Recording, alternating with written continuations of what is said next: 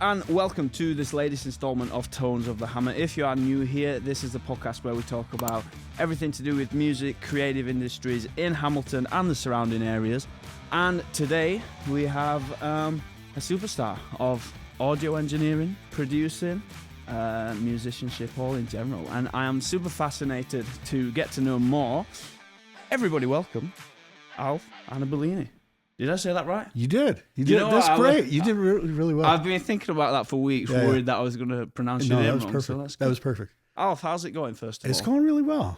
Good. Yeah, it's going really well. You know, it's been a hectic, sort of busy time. We just wrapped the Envy of None record, and so I'm pretty excited about what's going on, but also kind of looking forward to what I'm going to be doing in the future. Totally. And we're totally going to get to all that. I can't wait to hear about all the new music and new plans with Envy of None.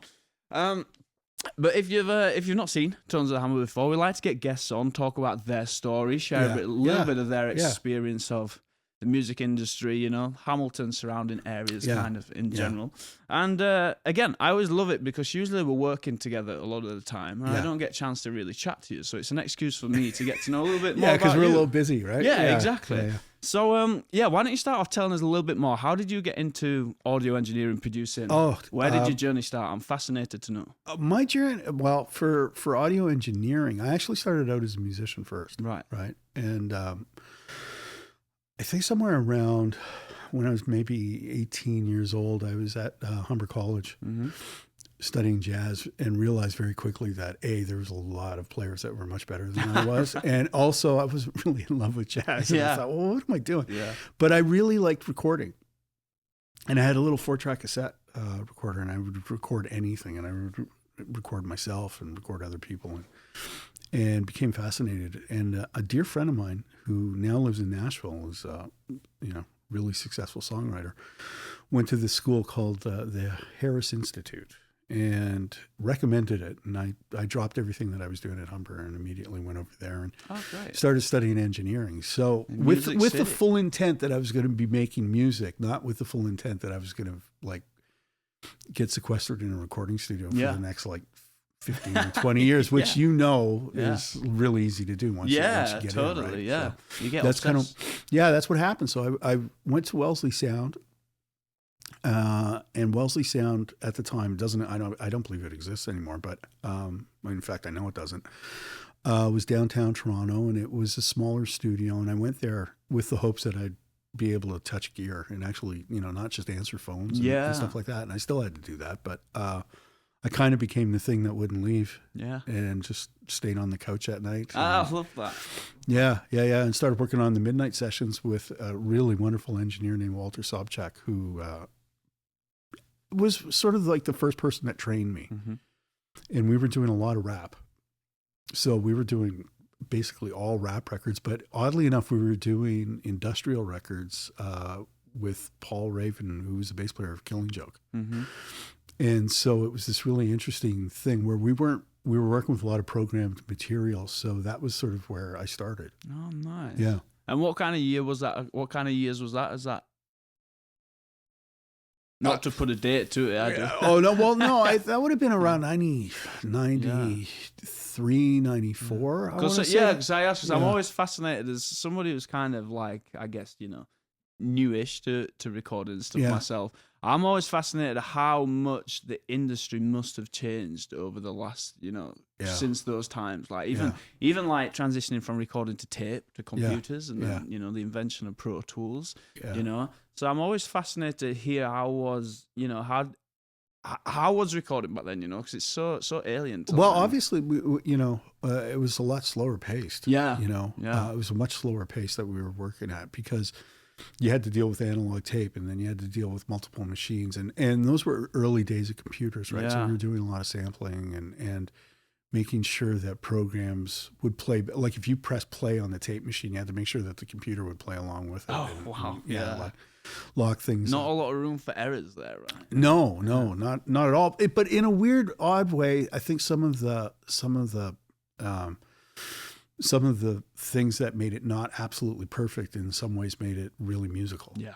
Of course, So I've been kind of in the computer world since almost day one, but then from that point on, it was like analog and just working with analog, and every now and then having to bring in samplers and things along those lines. But just, working with microphones and working with drums and recording them on tape and editing them with a razor blade. Yeah. Oh my God. Yeah. So it's so wild to a young pup such as myself. Yeah. And I have no romantic ideals about it. I don't want to go back to that. That's what I was going to ask as well. Is like, do you tend to swing towards the more kind of like everything in the box rather than use analog stuff now? Yeah. And in fact, this is probably going to disappoint some people, but I like the sound of tape. I miss the sound of tape, but I don't miss it enough to slow down the progress of whatever it is that I'm working on in order to use it. I just, So I imagine, how do you feel about like tape emulations and things? Do you think it's there enough these days to There's some really good stuff out there. Yeah.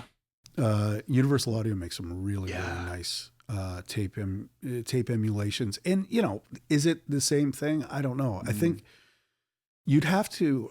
I was never one of these people that could sit down and listen to it and go, yeah, that sounds exactly like tape. My thing is always like, well, if there's a tape machine in it, and let's do a comparison, and then I can hear what the difference is. A lot of those sort of plugins and things like that, now when I hear them, I just go, man, that just sounds better to me. So that's why I like to use them. Yeah, and I love to hear that. It's so good, because I think even when you do start working at a studio, especially, you can kind of get locked into this idea. All of a sudden I need to buy $100,000 worth of analog gear now to make. But then it's all about making the music, right? Yeah. You can, and exactly like you said, you can keep that flow going rather than getting locked down into the analog sort of. Yeah, I'm, at the end of the day, I'm not 1,000% convinced that everything we're doing in the digital world is better. Yeah. But it's convenient. Yeah. And I think that makes a big difference. And of course, budgets aren't what they were, right? Yeah. So to drag out an analog tape machine and a whole bunch of gear and consoles and all of that stuff, it costs money. Yeah. Now, to have consoles and all of that stuff is a wonderful thing, but if you pair that with Pro Tools, suddenly your entire workflow speeds up. And it's way more accessible to younger producers and stuff like everything. Yeah. When you can get the sound, or like maybe 80-90% of the sound of a piece of analog gear that might cost $10,000 or whatever. It's, absolutely. The thing about the tape though is that when you were recording, you had to be able to play. Yeah. And there's a lot of.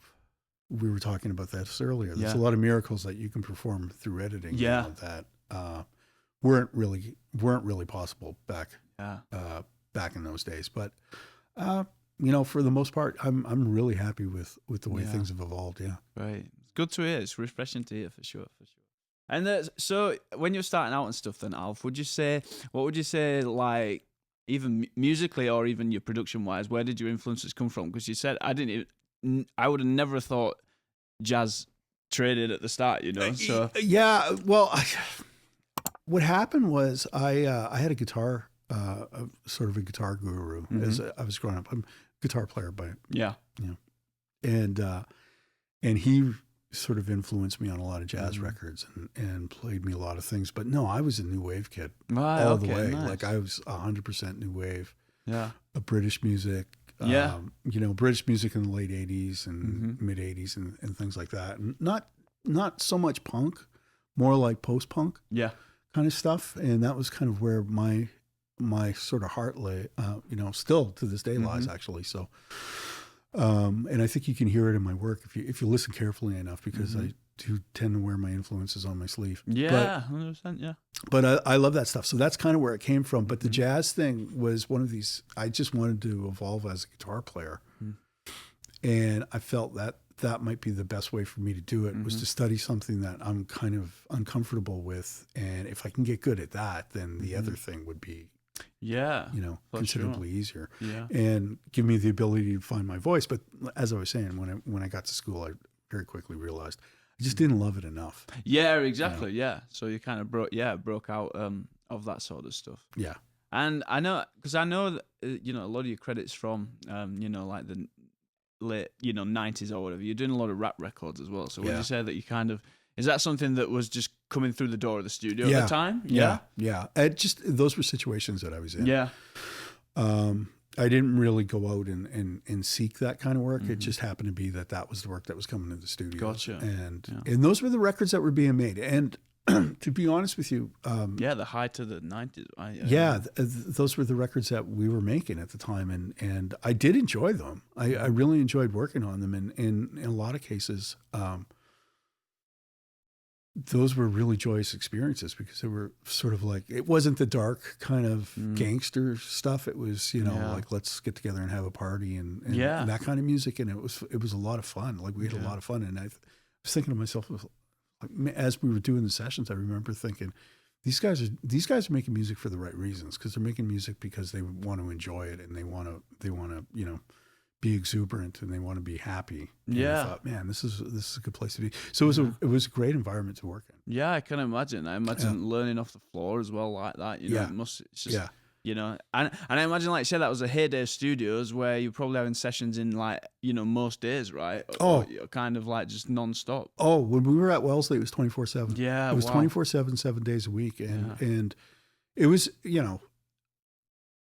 back in those days, rap was like really, it was pretty early days, and there was a lot of disrespect from sort of like the modern. Not the modern, but sort of musicians and things like that. Right. Well, that's not music. Yeah. It can't be music. You're sampling. You're repurposing other people's music and then doing vocals over it. And so we used to work at night. So we would work from 12 o'clock at night until 8 o'clock in the morning. And then the regular clients would come in, right? Yeah. But yeah, it was busy. Yeah, what a fascinating time to be around. Yeah, for sure. Yeah. So how do you transition then? From your recording in the 90s and stuff, I'm dying to know how do you end up in Envy of None with all these musical greatness? Oh, that's a long story. Yeah, it's a really long story. We got a long time. Yeah, we got a lot of time. So, okay, so fast forward. I continue along my engineering and sort of path, and I met Andy Curran. He was signed to Hypnotic Records, and I was an in-house producer / engineer for Hypnotic Records. By this point, I'd kind of graduated. Yeah. And he had a band, Soho 69, and they were just wrapping their record, and it was like one of the first sessions I did at Hypnotic. Worked with him on it. And he's just a really nice guy. Yeah. And we got along. We just really got along. And so during his whole tenure as an artist at Hypnotic, I was there. And eventually, when that kind of went apart, I left the studio. I left that situation and went and worked at Iguana Recording and became the chief engineer there. And lo and behold, the owner of Iguana and Andy Curran were buddies. Oh, right. Okay. Yeah. So suddenly Andy comes walking through the door one day because he's mixing one of his projects with Vic Florencia, I believe. And we just hit it off again. And, and I think there was one day where Vic wasn't available and I sat in the chair to like actually do some recording with him. Yeah. And we just were like howling, laughing, had the best time.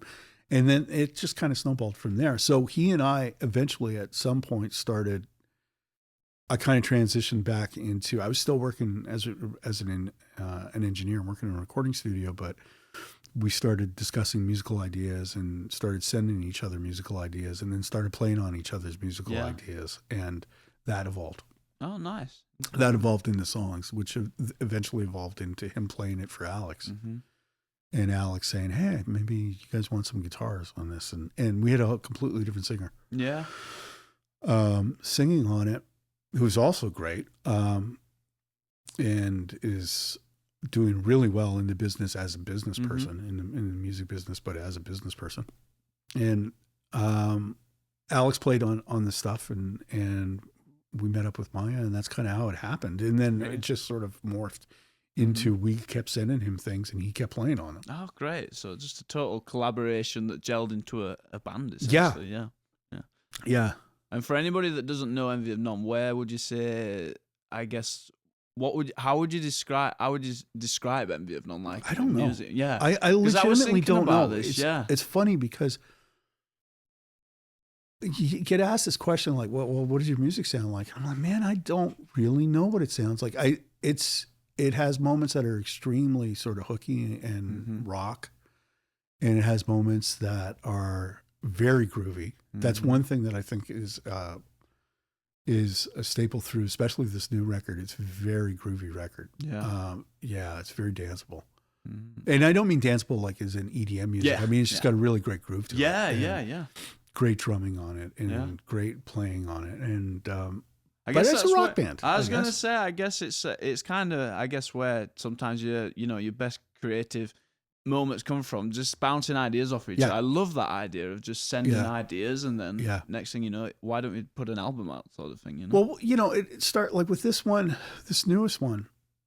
Well, all of them really. It starts with somebody starting out with a germ of an idea and then sending it to one of the other people who will either give it a thumbs up and actually start doing work on it, or kind of be like, I don't know, and to be quite honest with you, the I don't know part doesn't happen very often. For the most part, it's like, if one of us feels strongly enough about sending it to somebody else, it's usually they jump on it immediately. There's a bit of instinct behind it. There's been a couple times, like I've sent Andy some things and I was just like, I don't know what to do with this. And then he emails me back immediately and goes, I know what to do with it. And then the next thing I know, we're off and running. The magic of collaboration, right? It's always amazing how you can probably sit on an idea for years sometimes, and somebody can just take it in a second. And but in a weird way, this kind of brings us back to our first original discussion about, like, I don't think the way that we work would have even been remotely possible back in the day, right? Of course.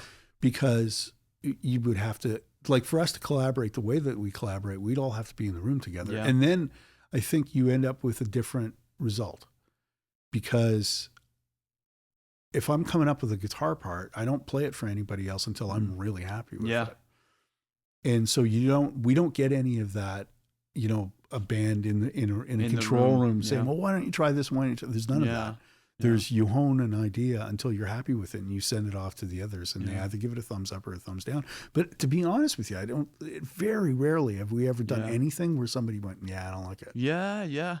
That's it's quite a magic way to work. I suppose a lot of people usually expect the magic to be in the studio when a band gets together, but that idea, I think that's also great, because I think really in Envy of None, you've got 4 totally like different people from different parts of the industry, right? And different, even different music, essentially. Yeah, very different music, which is so magic, because it brings it so magic when it kind of all gets blended together. Yeah, it's really good. And I think, in the case of like both Andy and Alex, Andy had a pretty strong identity as a solo artist, a very strong identity as a solo artist, but also a strong identity in Coney Hatch, and both as a solo artist and Coney Hatch is pretty rock stuff. And of course, Alex is Rush. A member in Rush, but Rush is a pretty big thumbprint, right? Yeah. And so I think in some ways this project allows them to not do that. I got that impression that it's kind of like there's a whole lot of freedom for them in this, They can just do, experiment. Yeah. I mean, we do some really wacky things, like recording wise, and I think it allows Andy to kind of like branch out and play bass in a way that he couldn't on, say, maybe one of his solo records, or he couldn't on a Coney Hatch record. Or the same with Alex. Experimenting with different. He loves playing different instruments. Yeah, of course. Yeah. Because I imagine it's pretty easy, especially when you're at the height of a band like Rush. It must be so easy to get like pigeonholed into. I would imagine. Into what fans expect you to do more than anything. And easy to, I imagine, get kind of, that backlash from fans maybe sometimes. I don't know. I mean, I'm maybe speaking out of turn because I can't speak for them, but I'm thinking, there's definitely an element of that for sure. It definitely shines through. For sure. And you've got a new song out at the minute, right? Yeah. Not Dead Yet. Yeah. Which so as we just talked about the songwriting process and how did this song start? I'd be fascinated to hear what I imagine there's that many ideas dotting about that it's hard to remember sometimes. Well, what's funny is that was an early one. That that one came to me from Andy. So he started it, and it came to me, I think it was very early on. Like, we were trying to keep the momentum. Mm-hmm. We'd done an EP. Yeah. And we were trying to keep the momentum of that and the working and all that kind of flowing very quickly. Because the one thing about the collaborative aspect is, and everybody has different things going on in their lives. Maiah has a solo career, and you know, Alex is like the busiest human being in the world, even though he claims to be retired. and he's got, you know, a bunch of different things going on. So for us to kind of move forward with a project, sometimes things don't happen quite as quickly as you would like them to. Now, having said that, he, in an effort to kind of keep everything moving, he sent that to me a long time ago, and I thought, wow, this is really cool. And it's a very, if you haven't heard the song, for the people, yes. But if you have, it's a very aggressive bass line. Yeah. And a really aggressive bass tone. And when he sent it to me, it would have been very easy to just kind of put rock guitars on it. Yeah. And my brain immediately went Talking Heads, which is funny. That's great. Which is funny because it doesn't, you wouldn't think that. So anyway, I put down a guitar part, and then we sent it off to Alex, and I think he had something kind of similar. Yeah. Going on and was really loving the groove of it, because the song's got a really infectious kind of groove to it. I think that's the thing that picked my ears up the first. It's like really groovy. Yeah, it's got a really infectious groove to it. So we worked the music up, but we still didn't have an arrangement. And sometimes that happens with us, where it's just kind of like this piece of music and it's not really arranged, which I think is also one of the things that makes us a little bit unique, because our arrangements end up being kind of weird. Not your standard sort of like intro, verse, chorus, re-intro, verse, chorus, bridge. It's not usually like that. It's usually something really weird, like intro, verse, bridge. Yeah. Like we'll do weird shit like that. And so we finally got our vocals on it, which gave us an arrangement, and drums were the last thing to go down, which is it's just totally against what you taught, I guess. Yeah. On all of the songs, basically, except for a couple.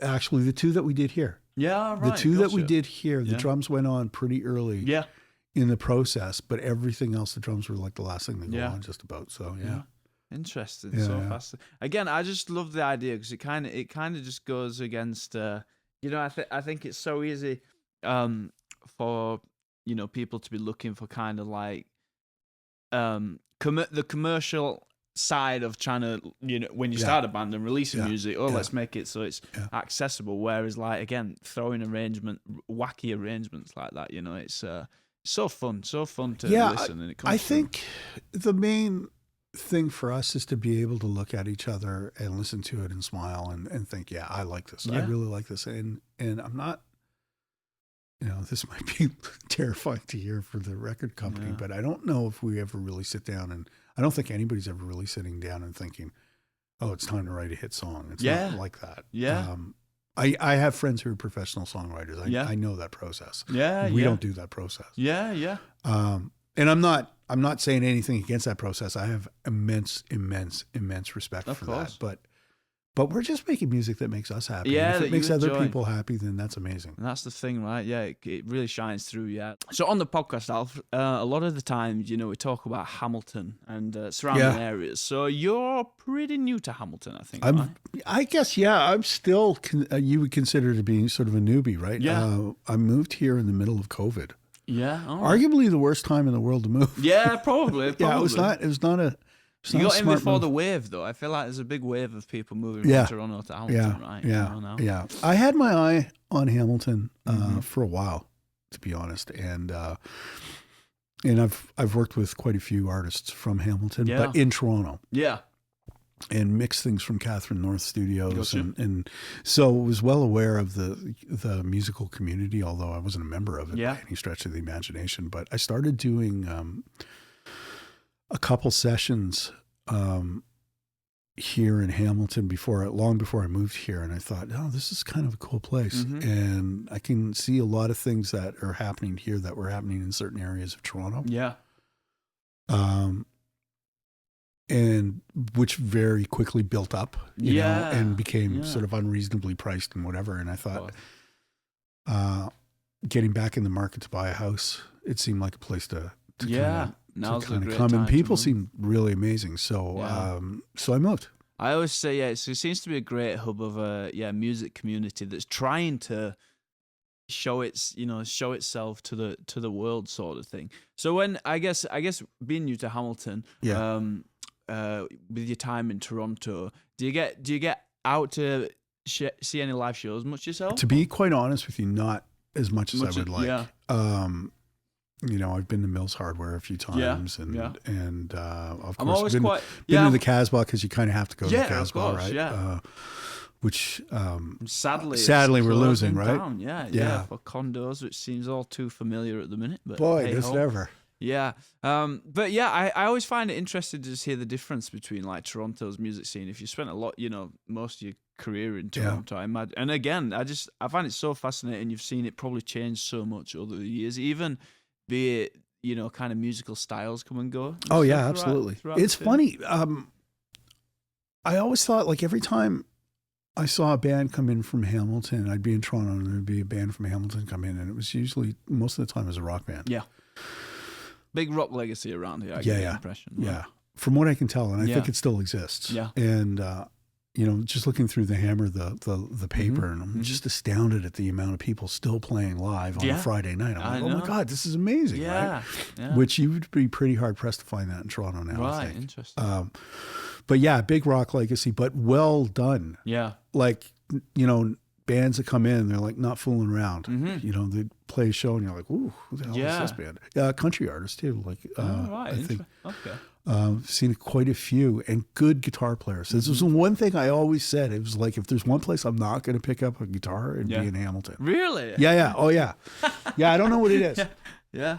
But everybody, they have a thing, man. They have a thing and they can play. Yeah. And I imagine if a band's playing live shows all the time as well, obviously it makes a big difference in the studio, right? When you're coming to record them, Huge. It's huge. God, the difference between a well-practiced band that's doing live shows is definitely. Oh yeah. Well, I mean, your life easier for sure. If you've got somebody in the studio and they're hanging on by a thread and they can barely play what they're trying to play, it's impossible to get anything more out of them. Yeah. Whereas if it's a well-oiled machine, you can just try and get it as good as you possibly can. I mean, you guys. Had some great rock bands in here. You know what I'm talking about, right? For sure. For sure. The Trues and stuff, which you've worked with the Trues as well in the past. You know what? I've never met them. Oh, Here's a funny thing about. So my experience with the Trues, this is again Andy Curran. Yeah. Andy had this contract where he was creating music for TSN, the sports network. This goes way back now. Where he had a hockey song that he had written, and they had this thing where they would bring in Canadian bands to cover this song, and they would record it. And I don't know if they'd done a few of them or what the deal was, but he suggested that I mix them because they had I guess their guys weren't used to working with rock, like rock bands. Yeah. So my experience with the Trues was that they recorded one of these things and I mixed it. Yeah, that was a fun project.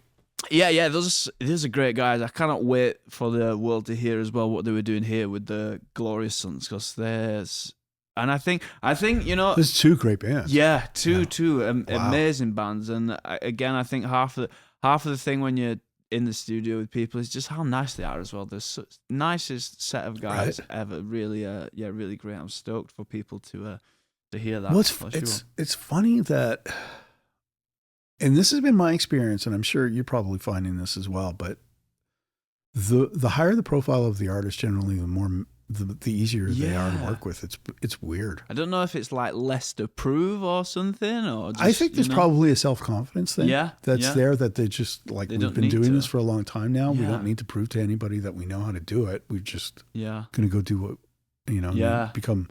And also, I think they have a real respect for the people that they're working with. Yeah, I think that is a big thing. Yeah, for sure. Which again, I always say, I think that's one of the biggest things that I've learned going into, audio engineering and stuff, is that just like you, I was more a musician than I was an audio engineer, essentially. And I just found this whole newfound respect for audio engineers because, like you say, a lot of the time you can get artists in that just don't. I don't think they really know why you're here in the studio. You know, they kind of just think you're part of the furniture sort of thing. You know. Yeah. But yeah, that you know, when people show you that, you know, bit of courtesy or respect, it's really, and it, again, like you say, it's usually from established people, which is always great to see. Well, they get it because they know you're here before they show up. They know you're here after they leave. Yeah. You're the one that's trying to make them sound good. Like I don't know any audio engineer that walks into a recording studio during a recording session and goes, "Man, I want this to suck." Yeah. Like exactly. it just doesn't exist, right? Yeah. Everybody's trying to do the best work that they possibly can. Work as hard as they possibly can, and I think with a lot of those types of artists, they understand that because they've been around enough. Yeah, they've seen it. Yeah, they've seen it. Yeah, sure. A lot of the newer guys can get, it can get a little bit weird sometimes because they just don't have the experience. Yeah, well, that, to be honest, that's it. Yeah, that's another thing. I guess where go on to you've had so much of this experience, Alf, and you've taught at Metalworks, Canada's biggest studio, still teaching. I still am. Yeah, I still teach at Metalworks, and I still teach at Seneca. I enjoy it. Yeah. Oh, yeah. And I always like to ask, what kind of, obviously if you're doing this quite regular teaching at Metalworks, what's the kind of advice that you give to like young, audio engineers these days? Well, what's common kind of like traits that you see that ends up you just think, oh well, that's not going to last if you keep that sort of thing. Yeah, I think you have to be humble. Mm-hmm. You have to be a nice person. Mm-hmm. You really have to be a nice person.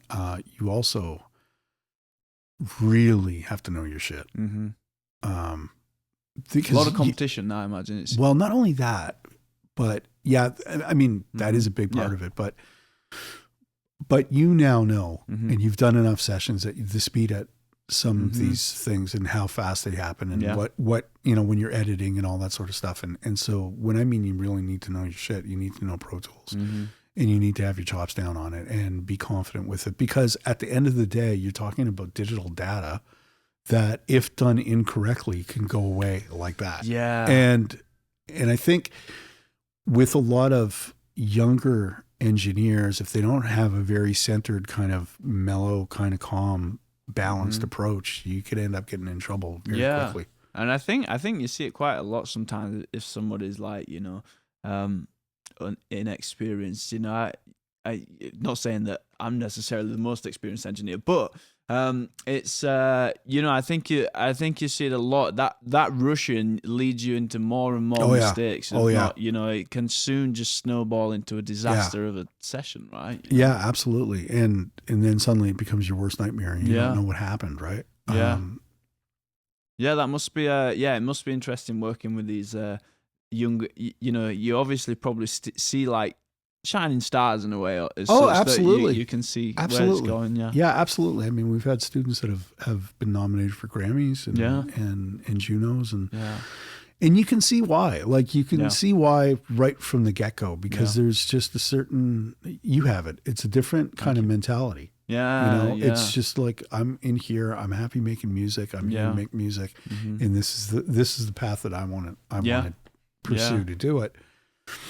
And I want to help this person get the best out of whatever the session happens to be. And it takes a different type of mentality, and it takes your ego down. 100%. Because I think there's this big thing of everybody, especially these days, the days of social media and stuff, everybody wants to be either, famous so quick or, I think a good example of that, like quite recently, is that Sabrina Carpenter that's like released her album. It's like she's suddenly a massive touring, biggest song in the world success, but everybody forgets that 10 years she's been building up her career to this point where she's ready to take it on, and I think there's it's something I'm certainly learning, that it's like it takes you've got to pay your dues in the audio engineering business and producing business, right? It's just really seat time, right? You just need seat time. You need to be able to do it and be in a situation where you get comfortable. I know it took me forever to be comfortable just sitting in a room going to work and thinking, okay, today's going to be a good day. Today, nothing bad's going to happen. Yeah. Today, we can get through this, and it's going to sound good, and people are going to be happy. Yeah. But it took a long time for that to happen. It's that confidence in yourself, I imagine, right? Yeah, yeah. Especially And if you're the guy running it, yeah? Yeah, it takes a while to build that. But if the person running the gear feels that, I 100% believe that the artist they're working with will start feeling Yeah. it. They don't have to think about any kind of mess ups, right? Yeah. That's a wonderful thing of like working with somebody like yourself. If I'm doing a session and I know that everything's kind of taken care of, I don't have to worry about whether or not we're going to lose data. I don't have to worry about anything. Yeah, and you can let your creatives. Yeah, all I need to worry about is whether or not, if I'm producing, the part, the arrangement, did we hit all the things that we needed to hit? That's all I have to worry about because I know everything else is taken care of. That's a really cool thing. Yeah, and it's I guess as well, the more that you go in the industry, that's kind of how you learn as well how to delegate. Because I imagine it's pretty easy when you're starting out to try and cover all bases yourself in a way. You're trying to do everything. Yeah. Whereas I imagine you see it again and again for even seeing great session even recently. I know we just mentioned with the Trues. You see everybody has the idea of producing who's producing, who's engineering, the artist is playing, and it's when it's working, it's magic when it works like that. Oh yeah, real magic. Yeah, it's great. It's that thing that you come into an environment like this, and if everybody's going 1,000,000 miles an hour in the same direction, you can do some pretty magical things. It's when you start getting opposing ideas and people going, well, I think we need to do this. And I think that, and that's going to happen because it's not always going to be like a perfect scenario, but if you can get the ship going the right way, boy, it can be, it's magic. Yeah. It can be really, really cool. Magic. And again, it makes it all worth it. Cause I'm sure yourself that sometimes throughout your career, you've thought, oh God, have I chose the right path and everything with audio engineering? Okay. Right? Well, so here's the thing with that, right? Because especially if you're a staff engineer, if you're a staff engineer in a recording studio, and you know this, not everything that comes through the door is the most amazing thing in the world, right? For sure, yeah, and 100%. So those days kind of sometimes they feel a bit like a gig. Yeah, because and again you can feel. Alf, I'm so glad you've said that actually, because it's sometimes you sometimes can feel like, Are you doing the right? Are you doing the right thing, or is it something I'm not doing that's maybe people not getting people to notice this or that? But it's it's all that due diligence of paying your dues, right? Yeah. And learning the circumstance and the situation, absolutely. But it's just one of those things that sometimes you're just like, ooh, today was a bit of a grind. yeah. But it happens. Yeah. And it can happen. It can happen, on the best records, and it can happen on demos, and it can happen on whatever. I mean, God, I've had, Well, this dear friend of mine that's a songwriter in Nashville, we have a recording that we call the Hall of Shame. And and that's every now and then when you need to be humbled, you just go back and listen to that. Great. Yeah. And that's just a demo then that you guys recorded or something, no? Yeah. Maybe it'll come out on a Alf bootleg one day. Yeah. Yeah. Hopefully not. But again, I always say, again, like we were talking about like young engineers or anything that might start rushing. I always think, if you make that mistake, as long as you like, kind of own up to it and write it out. Okay. What an amazing point. Okay, that's a great point. Yeah. If you mess up, just say you messed up. Yeah. Just own it. Just be like, man, I'm sorry. I screwed that up. Yeah. That won't happen again. It makes you look 10 times better than saying, it wasn't me. I didn't, or I did something else, or, just own it, just own it. And you find that a lot of the time, again, it's like if I work at guys like yourself that have cut the groove in the industry and stuff, it's like, it happens, especially when you learn it. You're going to make mistakes. Yeah. It's, that's the thing. Look, the whole point of doing this is to try and get better at it. The only way to get better at it is to learn things. And sometimes the only way to learn things is to screw it up. Yeah. And when you screw it up, you just go, man, I'm so sorry. Yeah. I completely botched that. And it's like, okay, cool. Yeah. And you just make sure you don't do it the next time, Yeah. Or even if it does happen the next time, then maybe not the next time after that. Yeah. But the point being is that it's like, It's a craft, name me right? one thing where everything is perfect always. It just doesn't exist, right? Yeah. And so, and you're in an area like this. So you're in this beautiful recording studio, but people are putting out musical ideas, which are, let's face it, subjective. Mm-hmm. And so that can be a raw thing to begin with. If you have an individual who's like defensive and whatever in the room, it can just send the whole thing into a completely different and I think that's right? also another skill to the job is being a people person, knowing how to manage manage different personalities, different people, different, and it's definitely a big part of the job that I find. And I imagine, especially like you say, I know we were talking about humble, kind of established artists, but there's also, I imagine there's enough divas in the industry as well, Lord. And learn how to manage that is all part of it. I've been fortunate. I haven't had to deal with that much of that. Yeah. To be honest with you, it's early on, I did a lot of metal. Yeah. And those guys are the greatest guys ever. Yeah. And I don't know if it's because it's like primal scream therapy every time they pick up their instruments or whatever, but they tend to be the most humble human beings and just really sweet guys. And I've been really fortunate that I haven't had to deal with a lot of quote unquote divas. Mm-hmm. But I'm also not really working in that world very often. Yeah. That's the pop world, right? Yeah. Or, I guess in my brain, that's the pop world. That's totally, what I think you're going to see that. And I guess that now, I suppose, like you're at a stage in your career now where you can kind of do, work with who you want, what you want, and it must be a great place to be, right? Yeah, I'm not gonna lie and say I'm doing like a ton of recording sessions anymore because I'm just not. Yeah. But I do quite a bit of mixing. Yeah. And I really have a love for that. But that's a very solitary thing these days, right? Yeah.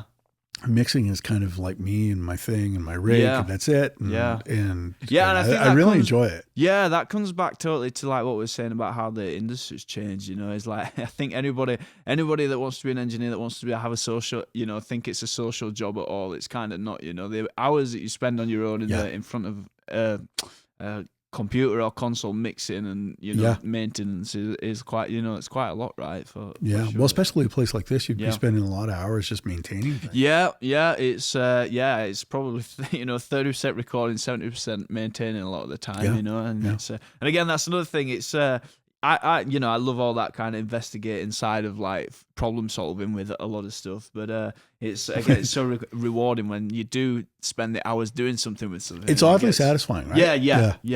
It's and again, that's another rabbit hole you can end up going down. Hey ho, So So has there Alf been any particular favorite recordings that you've been part of? I know it's hard probably to pinpoint a lot of the time, but is there anything in your career that you think really stands out as like, I really loved that record, or really proud of that record? Or all the Envy stuff, obviously. Really, really happy with this latest record. Yeah, really excited about it, and just happy with it. And I think it's a different level entirely, completely different from the first record, and on all aspects, sonically, everything about it. And so I'm really, really happy, and it's pretty hard to beat what's going on right now. But there's, the stuff I did with Cardinal Official, I really liked. The stuff that, God, it's hard. The stuff I did with, it's the stuff I did. So much stuff as well. Yeah, the record I did with Voivod, I was a big fan of. The work I did with Blue Rodeo, that was only one song for me. My partner at the time, Darren, did a couple with them. I was sick for the first one. I missed it. I was like, are you kidding me? Yeah. But the one track that we did was great. We did a thing with Hayden for a Steve Buscemi film called Trees Lounge, which I have some really fond memories. It's not even so much I love the record, it's more the people. Yeah. Like great memories of the time sort of thing. And sometimes it's got nothing to do with how the record has kind of come off or how well it's done. It's got more to do with the memories of the people working at the time, that I think that those kind of things. So it's hard because I've had some really, really great times. I can imagine. It's I'm always in awe, Alf, listening to even doing a quick Google search of you sometimes is fascinating, just to read what you've done and stuff. It for sure is. So what's the? It just means I'm old, man. It doesn't. It doesn't. Oh no. It just means I'm old. Don't say that at all. Don't say that at all. So so we've got the new album coming then with Envy of None. So that's do we have a release date? Yeah, it's February. It's February. It's Okay. February. Any plans for like on the road with Envy of None? I don't know. I have no idea. Okay. Interesting. I have no idea. Yeah. That's we sparked the seat here on Tones of the Hammer right now. Yeah. Yeah. I have no idea. Honestly, I have no idea. I imagine it's hard to get you all to get on the same schedule, right? You know? Well, there's that, and the issue with it is it's a big thing, right? Yeah. And we would have to have more musicians than just the four of us couldn't do it, obviously. Yeah. Well, I mean, five if you include a drummer. Yeah. We would need more people than that, and then we would need some very serious rehearsing. Mm-hmm. And then the question becomes, well, okay, if we're going to do it, like how much of it are we going to do? Yeah, that's the thing. And then I imagine it becomes something, it becomes more of a chore than not a chore, but rather a wrong word, but like, you know. Well, there's a lot of moving parts, right? Yeah. I have things that I'm doing outside of Envy. Andy everybody has things they're doing outside of Envy. Yeah. So does that mean if, for instance, you were going to go play a bunch of shows and rehearse for that, do these other things go on hold? Like how does it all tie in? Yeah. There's a lot of moving parts to it. So I would love to do it. Mm-hmm. You know, I think everybody can see a version of it. I mean, everybody within the group can see a version of it that would work. Yeah. Live, but it's just a lot of moving parts. Yeah, I can imagine. Yeah. Well, if it does happen, you've got a ticket sold here. I'd love to see it. I'd love to see it live. After listening to it, I'd love to see it live. Yeah. Well, no. You wouldn't have to buy a ticket. I'm glad. I'll hold you to that. Yeah. No. You expect to hold me to that. Yeah, it's on camera for sure. Okay. Well, just before we wrap things up then, Al, first of all, thanks for coming down. God, thank you for having me, man. I'm stoked. I'm in like a happy spot here. I'm sitting here and I've got like a wall of amplifiers. Yeah, I know. It's great, right? This is so good. Yeah. It's all in a live room in a recording studio. Yeah. This is like home, man. For sure, I like it. We're trying to create a bit a comfy vibe. Yeah, it's a good vibe here. Have a chat. And again, it's good to never get a chance to sit down and talk. So I really appreciate it. So I kind of touched on it a little bit earlier when we were talking about, the students and stuff that you teach. Yeah. But is there any, from all your experience, is there any kind of, what would be, the solid advice to anybody now thinking, I want to get to a place where, I want to progress in my career through, audio engineering, music business, whatever it is. What have you found that's been the catalyst to getting places? Yeah, I think now, and you're probably experiencing some of this, but you have to wear a lot of hats. Mm-hmm. So it's not just really engineering anymore. Now it's potentially you have to go out and find artists to work with, and there's so many different ways you can do that now, which is good. I mean, yes, you can pound the pavement and go see people that are playing, and shake hands but you can do it through socials and connecting that way. There's all of these sites now that you can basically say, this is what I do. This is, and solicit people to try and get work that way. Fiverr and things like that, or what is it? Sound Better, I think is one of them. Yeah. Sound Better, Air Gigs is one as well. So there's a bunch of different options out there. And then of course, like yourself being in a place like this where, you get the seat time where you can get better at your craft. But I think realistically now, audio engineering is not like when I started out. When I started out, it was you have to go to a recording studio. You're either going to work at a television station, or you can work at a recording studio. Maybe you can work in film. But those are basically the main kind of ways to go about doing it. Now you could be a kid getting out of school with your laptop in your parents' basement and start recording your friends and doing that and charging small amounts of money and having using it as a side gig because that's the reality of where we're at. So there's just so many different paths right now. Yeah.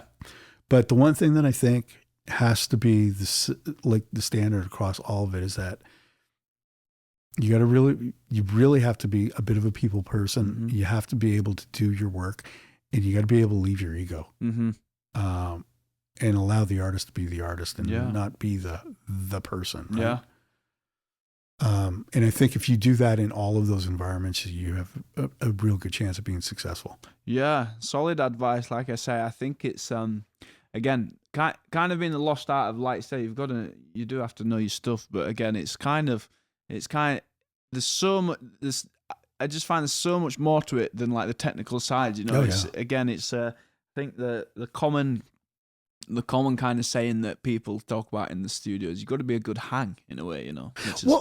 So that's a really good point, right? Yeah. So I do the session with Andy. Mm-hmm. Yeah, if for some reason at that point we didn't get along for whatever reason, maybe something I was doing was annoying or whatever, my life literally doesn't turn out the way it's turned out. Yeah. And it's all, and this is, I think you see this all too often in the, in music and whatever. It's all that, like you say, that chance meeting of just like that cohesion of, good session. Somebody meets somebody, shakes hands with somebody, and they take a chance on somebody or whatever, right? Exactly. Explore that route. Let's say any producer comes into this recording studio, you're working. And they're a happening producer, and you're a great hang. You know how to do your stuff. You can do your job or whatever. And they're like, okay, I'm going to LA next week and you're coming with me. Yeah. And it can happen. And I've seen it happen. I've seen it happen a million times. Yeah. And the reason it happens is because the person doing the job may not even be the best person doing the job. Yeah. But they just know that when this person's in the room, A, I'm in a good mood. Yeah. B, we're getting our work done, and so on and so forth. Yeah. And I mean, God, I've seen this happen so many times. Yeah. Love to hear it. It's really reassuring, and it's so great to hear, Alf. Yeah, for sure. Yeah. Well, thank you so much for coming down. Man, thanks I know you've got busy old schedule, I'm sure, no doubt. But thank you very much for taking the time. Everybody who has been watching or listening to this, make sure you check out Envy of None stuff. Yes, please. Yeah, the new single is called Not Dead Yet. Not Dead Yet. Go and check it out and stream it. It's great. And the new album's coming out probably February. We'll be on the lookout for it. Yeah, February. And all formats. All formats. Even vinyl. Are we doing vinyl? Oh, absolutely. Oh, can't wait. Great. And if you do social media, check out Envy of None, which I imagine is at Envy of None, is yes. it? On socials. Yes. And Alf on socials is? At Alf Annibalini. There you go. I will tag it all below and wherever you think. So thank you so much. Don't forget to subscribe so you can not miss any episodes of Tones of the Hammer, and we will see you on the next one. Thank you. Awesome.